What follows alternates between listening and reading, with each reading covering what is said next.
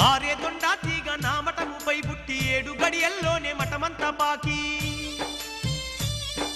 మఠములోకెళ్ళేటి మార్గము లేక 107 రోజులు పూజలుండావయ్యా మక్కలోన నల్ల పంది బుట్టి మహమ్మదీయుల్లోన తగువు పెట్టేనయ్యా పట్టుకోను పోతే ఆ పంది బెజవాడ కృష్ణానదికి వచ్చి మాయమైతుందయ్యా అరికాలి మంటలు నెత్తికి ఎక్కి వేలాది జనులు అరిచి చస్తారయ్యా ఈ గ్రామములోని అచ్చమ్మ గారి వంశమే నాశనమైపోతుందయ్యా వాళ్ళింట పెరిగిన చింత చెట్టుకు చేమంతి పువ్వులు పూస్తాయ్యా బనగాన పల్లె దుర్రేరు పొంగి 3 వంతుల ఊరు మునిగిపోతుందయ్యా